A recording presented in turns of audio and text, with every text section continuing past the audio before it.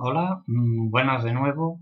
Eh, Vamos a abordar ahora uno de, digamos, los problemas que tuvo la política en la sociedad española a lo largo del siglo XIX e incluso tuvo una cierta prolongación, aunque evidentemente ya se había diluido, no tendrá nunca la trascendencia que tuvo el conflicto carlista en el siglo XX, ¿no? Es decir, si comparamos uno con otro, nada tiene que ver porque en cuanto a las guerras, las tres guerras carlistas que se produjeron, las tres sucedieron en el siglo XIX, aunque bien es cierto que los carlistas volvieron a cobrar protagonismo en la Guerra Civil Española, sobre todo porque se pusieron a favor del bando sublevado, el bando fascista que lideraba el general Franco, aunque sin tener, ya digo, la trascendencia dentro del panorama político y social que tuvieron los carlistas en el siglo XIX. Bueno, vamos a ver de dónde sale todo esto. Este problema del carlista, este nombre del carlismo, dónde sale, quién apoyará desde el punto de vista social, económico e incluso a nivel internacional, qué potencias le apoyan, qué es lo que pretende realmente, pero vamos a abordar un poco cuál es el origen o la causa de por qué se produce esta disputa que llega a un enfrentamiento, a una guerra civil, fratricida, ¿no? Entre partidarios de unos ideales y de una persona y partidarios de la otra. Bien, es un problema o arranca el problema carlista de un problema de sucesión a la corona. A ver, no olvidemos que nos encontramos ante miembros de una familia como son los Borbones, que desde comienzos del siglo XVIII habían llegado al trono de España precisamente porque había acontecido un vacío de poder a la muerte de Carlos II, el último de la dinastía Habsburgo, conocido aquí popularmente como los Austria. Eh, ¿qué, es lo que, ¿Qué es lo que trae qué es lo que traen los Borbones? Desde el primero de ellos, ¿no? Desde Felipe V. Pues traen, entre otras cosas, sus costumbres, sus formas de entender la política, traen la monarquía absoluta, es decir, esa concentración de poderes, y también traen, desde el punto de vista legislativo, algo que va a ser fundamental en este acontecimiento, que es la ley sálica, una ley que impide a las mujeres ejercer su derecho sucesorio, como ocurre en la actualidad, por ejemplo, ¿no? Es decir, como el actual rey Felipe VI, a pesar de ser el menor de los tres hijos del anterior rey, del rey emérito Juan Carlos I, sin embargo, él en la sucesión ha sido el primero por el hecho de ser varón. Bueno, esa es la ley sálica, es decir, la que de entrada prohíbe a las mujeres el ejercicio de la corona, en este caso de la corona española. Eso no sucedía con los Habsburgo, ¿no? Porque de hecho la reina Juana de Castilla, Juana la Loca, o su madre, la reina Isabel, pues sí que ejercieron sin ningún problema el, el, el, el, el papel, ¿no? De jefe de Estado, de reina en este caso. ¿Qué es lo que hace Fernando VII para que esto conlleve un problema sucesorio? Bueno, pues Fernando VII solamente tuvo una hija. Una hija la tuvo ya casi al final de su vida, Isabel, la única hija que tuvo de su último matrimonio, había tenido anteriormente otros. Fernando VII tiene a Isabel, ella nace en el año 1830 y él muere en el año 1833, es decir, 3 años después de su nacimiento. Y aconsejado, él firmará una ley que anula lo que se recogía en esa tradición borbónica que es la ley sálica, es decir, el impedimento de que las mujeres pudieran reinar. Esa ley se llama la pragmática sanción. La pragmática sanción, por lo tanto, anula a efectos legales la ley sálica. Claro, ¿qué consecuencias tendrá esto? Pues evidentemente una directa, que es que su hermano, Carlos María Isidro, reivindica su derecho al trono de España. Porque realmente, si no hubiera una derogación de esa ley sálica a través de la pragmática sanción, le correspondería la corona como derecho propio borbónico a Carlos María Isidro. Pero no solo eso, sino que además hay dos formas de entender la monarquía a partir de ahí, de lo cual seguramente ya Fernando VII era consciente cuando firma la pragmática sanción. Y es que las cosas evidentemente están cambiando. La Revolución Francesa ha traído una nueva forma de pensar. Fernando VII era un convencido absolutista, de hecho la mayor parte de su reinado lo ejerció con todo el poder absoluto, excepto ese paréntesis que supuso el trienio liberal, pero él entendía que lógicamente la monarquía a partir de ahora tenía que cambiar y convertirse en una monarquía parlamentaria, constitucional y de carácter liberal. Y ese concepto de monarquía, de nueva monarquía, no la tiene su hermano, Carlos María Isidro. Carlos María Isidro es un convencido absolutista, como lo era su hermano, y un protector de lo que son las tradiciones. De hecho, ya hablaremos un poco de cuál era el lema de los carlistas para que entendamos cuál es su ideario en este caso. Tenemos, por lo tanto, un problema sucesorio, tenemos un cambio de ley, y a partir de aquí hablaremos de los carlistas, aquellos que apoyan a Carlos María Isidro, el que hubiera sido Carlos V, ¿no? Porque el último Carlos que hubo fue precisamente su padre, Carlos IV, y a los partidarios de esa monarquía absoluta que está representado por el propio Carlos María Isidro, se les denominará carlistas, ¿no? Y el carlismo es justamente ese ideario que conlleva, bueno, pues aspectos de los cuales abordaremos en profundidad. Y luego aquellos que eran partidarios de una nueva monarquía, una monarquía de carácter liberal, constitucional, como ya veremos que evidentemente se irá conformando a lo largo de las siguientes décadas, son denominados los isabelinos, por la propia hija del rey Fernando VII, o cristinos. Los de cristinos son los mismos, también se les denomina realistas. Cristinos viene de María Cristina. María Cristina era la madre de la futura Isabel II, esta niña que tenéis en la imagen, la viuda de Fernando VII y la que se convertirá en reina regente o reina gobernadora, es decir, la que ejercerá el poder del trono de España en nombre de su hija, que como he dicho era muy pequeñita cuando muere su padre y por lo tanto se le nombra reina de España, aunque no ejercerá su papel efectivo de forma efectiva hasta que no cumpla 13 años. Bien, esa es un poco la situación, con lo cual ya no es solo partidarios de uno o de otro, de una persona o de otra, sino un poco partidarios de lo que representan uno y otro en este ámbito.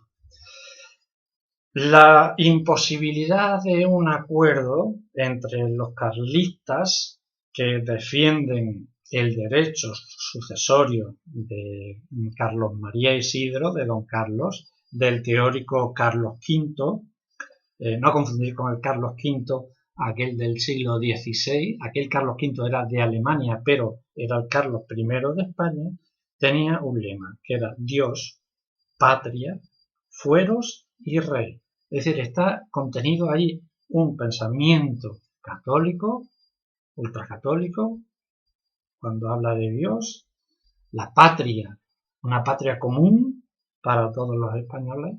Los fueros representan la tradición legislativa, además eso suena a esa media, ¿no? La concesión de aquellos fueros que comentamos conforme se iba reconociendo la repoblación, ¿no?, y la reconquista con respecto al invasor islámico, y por supuesto el rey, que encarna ese ideario conservador. ¿Quiénes apoyaban a los carlistas? Una parte del clero, que se sentían representados en ese lema, porque fijaos que lo primero que antepone es Dios, una nobleza agraria, terrateniente, y parte del campesinado, de una parte del campesinado en español, sobre todo en el norte, porque ya veremos que justamente aquellos donde se apoya es donde tendrán escenarios las diferentes guerras carlistas, y sobre todo lo podemos ubicar donde más partidarios hubo al carlismo es en el País Vasco, en Navarra, en Aragón, en algunas zonas de Cataluña y también en algunas zonas de Valencia, sobre todo en la provincia de Castellón. Está, por lo tanto, perfectamente ubicado en lo que sería el norte hacia el este, ¿no? Es decir, País Vasco, Navarra, Aragón, parte de Cataluña, parte de Valencia. Y de otro lado nos encontramos a los liberales. Los liberales lo que quieren es acabar ya con el antiguo régimen, acabar por lo tanto con la monarquía absoluta, entienden que es necesario ya sumarse a los nuevos tiempos que corren, que están representados por un avance económico, lo que es la industrialización, por lo tanto, esa revolución industrial que está despertando en España, pero que ya había arrancado con anterioridad, sobre todo en el espacio europeo, ¿no?, en el Reino Unido, en Inglaterra y en algunos países como Bélgica, Alemania o la propia Francia, y la necesidad de acabar con una estructura social desigual, ¿no? Pero no de forma radical, no pensemos que lo que promueven es una revolución, lo que promueven son reformas, que es diferente, no pretenden acabar radicalmente con el Estado, ¿no?, y implantar con un Estado liberal. ¿Qué significa un Estado liberal? Pues el mantenimiento de la monarquía, pero en este caso una monarquía que estuviera avalada por una constitución, es decir, con una ley que equiparara en derecho a un mayor ámbito de la población española, ¿no?, de ese apoyo social que necesitaba lógicamente ese ideario que venía influido del ideario revolucionario francés y de la Ilustración. ¿Quiénes apoyarán a estas ideas liberales encarnadas por la cultura de Isabel II? Pues las clases medias, ilustradas, intelectuales, por supuesto, la burguesía que ya vimos en la Revolución Francesa tuvo un peso importantísimo, una parte de la nobleza y funcionarios. La mayor parte, ya digo, que son ilustrados, intelectuales, que ven en estos cambios que se están produciendo en el entorno europeo una posibilidad también de cambio en España. Precisamente es la regente María Cristina, la madre de la futura Isabel II, quien pactará con los liberales para poder garantizar el trono a su hija, la futura Isabel II. Bien, vamos con la primera guerra carlista, que tiene una duración, como estáis viendo aquí en la imagen, desde 1833, que es el año en el que fallece Fernando VII y en el cual ya se pone en práctica la ley de la pragmática sanción, hasta el año 39, que se da por finalizada. Bien, se habla de partidas carlistas, partidas, digamos, son como organizaciones de batallones dispuestos a la conquista de territorios en favor de la causa que representa Carlos María Isidro. Y eso empieza ya a fraguarse en el año 33. Y sobre todo en los territorios que hemos comentado tenían más arraigo, ¿no?, como es en Navarra, el País Vasco, en parte de Cataluña, en Aragón, y sobre todo en la zona de los Pirineos compartidos, ya digo, entre Navarra, Aragón y Cataluña. Ahí es donde verdaderamente tuvo mucho apoyo social, político y de infraestructuras la causa carlista. Además, no solo las gentes que viven en esos territorios apoyarán a los carlistas, sino desde el punto de vista internacional hay potencias que abrazan esa causa. Y esto es fácilmente entendible cuando digo que lo serán Rusia, Prusia y Austria. ¿Por qué precisamente estos tres países? Porque estos tres países mantienen ese ideario de la monarquía absoluta, que en algunos lugares ya ha desaparecido. Lo que no quieren, por lo tanto, es que España se sume a esa monarquía liberal que está teniendo éxito en otros lugares, como puede ser el caso del Reino Unido, Gran Bretaña, Francia o la propia Portugal, que ella sí que tenía una monarquía de corte liberal diferente. Es decir, como os decía, ya no es solo un problema sucesorio, sino es algo de la idea que encarna las dos facciones, ¿no? Los isabelinos y los carlistas en este caso.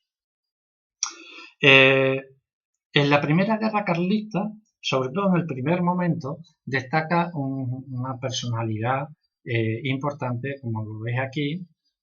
Es fácilmente identificable los carlistas por esa boina roja, ¿no?, que les caracteriza en su indumentaria militar, como es Tomás de Zumalacárregui, un general que desde el punto de vista táctico fue reconocido incluso por los propios isabelinos y que les puso en un brete en determinadas situaciones. Ellos emplearon algo que se había empleado aquí en España años atrás contra los franceses, que es la guerra de guerrillas, algo que lo comenté en el primer apartado cuando hablaba de la guerra de la independencia, ¿no?, en las diferentes fases. Un método de guerra no en campo abierto, sino utilizando el conocimiento del territorio, de la orografía, el boicoteo, el sabotaje, el factor sorpresa, ¿no?, que también fue utilizado en este caso en territorios que ellos controlaban bajo su dominio, ¿no?, como era el País Vasco, Navarra o Aragón, y destacando sobre todo este último territorio en la zona del Maestrazgo, donde operó un general carlista que se llamaba Cabrera. Sin embargo, Zumalacárregui, que se había convertido, digamos, en la referencia militar de los carlistas, fue herido en el cerco de Bilbao cuando pretendía tomar la ciudad de Bilbao. Los carlistas nunca llegaron a tomar una ciudad importante que les sirviera, digamos, de referencia, pero sí lo estuvieron a punto de hacerlo con Bilbao. Ahí recibe un disparo de una bala perdida y eso al final le costó la muerte. Bueno, hay una segunda etapa dentro de esta primera guerra carlista, en la cual empieza a decantarse, no estamos hablando ya de los años 1836-1837, en la cual entra a participar de forma decisiva el general Espartero, que ya veremos que luego en la política española del 19 tendrá bastante protagonismo. Me paro aquí para comentar una cosa que creo que es importante, porque el siglo XIX para España muchos le han denominado el siglo de los espadones. ¿Qué significa eso? Eso significa que militares se meten a políticos y a lo largo de todo el siglo XIX tendrán un protagonismo fundamental. Uno de ellos es precisamente el general Espartero. No solo eso, ya veremos que en esta victoria contra los carlistas en el año 36 de Luchana, que puso final al sitio de Bilbao, ¿no?, que a punto, como decía anteriormente, estuvo a punto de caer en manos de los carlistas, Espartero será protagonista del final de esta primera guerra carlista, pero además se convertirá con el paso del tiempo, no muy lejano, en el segundo regente de la niña, ¿no?, de la futura Isabel II, ¿no?, con la regencia de Espartero del año 40 al 43. Hay un momento en esta guerra carlista, en esta segunda fase, en la cual, liderados por el propio Carlos María Isidro, denominado por los carlistas como Carlos V, que estuvo a punto de tomar Madrid. ¿Por qué? Porque prácticamente los realistas, los isabelinos cristinos, como como queráis llamarlo, porque todo se refiere a lo mismo, descuidaron la capital de España para que los esfuerzos se fueran justamente al control de las provincias vascas, de Navarra, en definitiva, de los territorios que aún estaban bajo dominio carlista. Y eso casi que les cuesta, fijaos lo que hubiera sido para desequilibrar un poco la guerra, les cuesta con ese factor sorpresa de atacar Madrid por parte de los carlistas, estuvieron casi a punto de conseguirlo, ¿vale? Sin duda alguna, si eso hubiera tenido un resultado favorable a los carlistas, es muy probable que la guerra hubiera dado un vuelco evidente.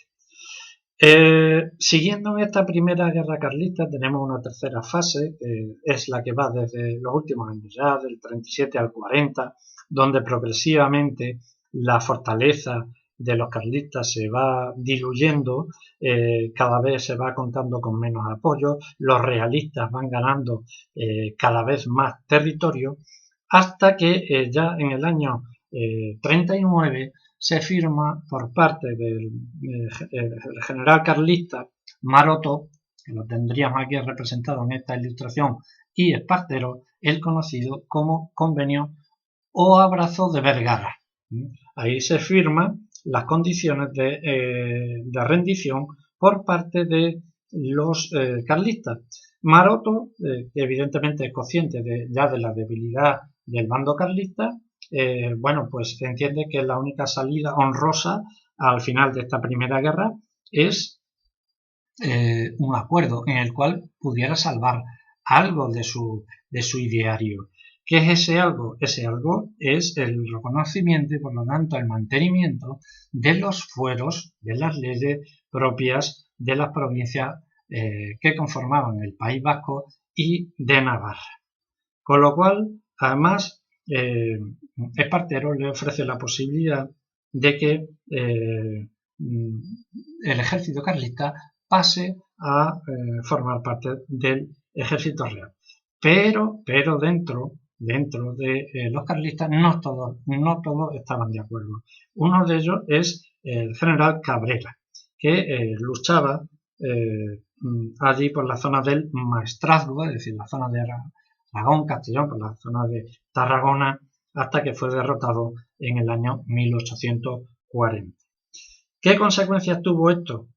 Bueno, pues definitivamente el hecho de que se triunfaran las posturas favorables a la futura reina Isabel es convertir a España en una monarquía parlamentaria constitucional o liberal. Además, como comenté anteriormente, los militares habían adquirido un enorme protagonismo en la historia de España y fundamentalmente en esta del siglo XIX. También es cierto que en el siglo XX lo tendrán, ¿no? Porque a través de otros sistemas políticos como fue la dictadura, dos militares prácticamente estuvieron al frente de la jefatura del Estado durante pues casi la mitad del siglo, ¿no? Como fue Franco y General Primo de Rivera. Pero eso ya es otro apartado que está por llegar. Y claro, todo esto, el mantenimiento de una guerra, también implica un coste económico. Un coste económico que hará o que hizo que se utilizara un proceso de desamortización de bienes, fundamentalmente eclesiásticos, por parte de un ministro de la reina regente, de María Cristina, que era Mendizábal. De ahí que durante el transcurso de la guerra, en el año 37, se aprobara esa desamortización para conseguir fondos para seguir manteniendo la guerra. Es decir, esas son un poco estas consecuencias de la primera guerra carlista, que sin lugar a dudas de las tres fue la más importante. Pasamos a un segundo conflicto, que es la segunda guerra carlista, del año 46 al año 49, que no os lleve a engaño estas manchas, ¿no? Donde ponen los escenarios principales, que tienen un tono marrón un poco más oscuro. Veis aquí el País Vasco, Navarra, la zona de La Rioja, Castellón, Tarragona, Cataluña, ¿no? La Cataluña litoral, y otros focos menores en los cuales están integrados también nuestra zona, ¿no? En Extremadura, pero tuvieron una repercusión muchísimo menor que lo tuvo en la Primera Guerra Carlista. Esta guerra también se conoce como la Guerra dels Matiners, que castellano quiere decir la Guerra de los Madrugadores. Y ya no está liderado por Carlos María Isidro, sino por su hijo, él que teóricamente lo hubiera correspondido en el orden de sucesión con el ordinal Carlos VI. ¿Por qué se produjo esto unos años más tarde de la finalización de la primera? Sobre todo porque se vio la posibilidad de que el propio hijo de Carlos María Isidro, que también se llamaba Carlos, se casara con Isabel II. Es decir, realmente ellos eran primos, porque primos, si recordáis, Carlos María Isidro y Fernando VII son hermanos. La hija de Fernando VII es Isabel y el hijo de Carlos María Isidro es este Carlos VI, que ya digo que reivindicaba a través de ese matrimonio un poco su derecho a ocupar el trono de España también, aunque fuera como rey consorte. Pero a todos los efectos lo que quería era hacerlo efectivo. No se casará con él, evidentemente, se casará con Francisco de Asís. Ya digo que la situación no es tan grave desde el punto de vista del coste social, económico y por supuesto humano como tuvo la Primera Guerra Carlista. Y aquí vuelve a aparecer un protagonista dentro de esa primera que costó trabajo su derrota. Algunos hablan de que ya era una cuestión más personal, porque los realistas habían fusilado a su madre, que era el general Cabrera, al cual, bueno, se le pudo detener en la frontera con Francia y arrestar, y era sin duda alguna la referencia militar más importante dentro de esta Segunda Guerra Carlista. Y la tercera y última, que nos encontramos en el siglo XIX, es la que abarca de 1872 y 1876, una guerra que tuvo lugar sobre todo en un proceso digamos de inestabilidad política, como fue el Sexenio Revolucionario. Se había producido lo que es conocida como la Revolución de la Gloriosa o Septembrina del año 1868, que da inicio a este sexenio revolucionario, y el hecho de que Isabel II dejara vacante el trono de España significó que había que buscar a alguien que lo ocupara en su lugar, y ese alguien evidentemente lo tenían muy claro los carlistas, que era el descendiente del anterior Carlos, que habíamos visto en la Segunda Guerra Carlista, que en el orden sucesorio sería digamos el tercero de los Carlos. Pensar que en la Primera Guerra Carlista fue Carlos V, en la segunda Carlos VI y en esta tercera Carlos VII, es decir, era nieto, para que nos entendamos, del primero de estos tres Carlos que acabo de citar. Tuvo una duración un poco más amplia en el tiempo que la segunda, de 1872 a 1876. Como veis, los lugares donde hubo levantamientos carlistas pues vienen a coincidir en gran parte, ¿no?, con las anteriores guerras, por lo que os decíamos, ¿no?, en cuanto al apoyo, y pues también fue un intento frustrado por alcanzar el poder, que al final fue derrotado por los partidarios de Alfonso XII, que era hijo de Isabel II, y además tuvo como resultado también algo que habían podido mantener hasta entonces, que eran los fueros, ¿no? Y ya se abolirán los fueros, y eso será recogido en la Constitución de 1876. ¿Seguirán los partidarios de los descendientes de Carlos María Isidro reivindicando su derecho al trono? Lo seguirán haciendo, pero ya de una forma mucho más testimonial a como había venido aconteciendo a lo largo de este siglo XIX, que había tenido su escenario en estas tres guerras carlistas que acabamos de repasar.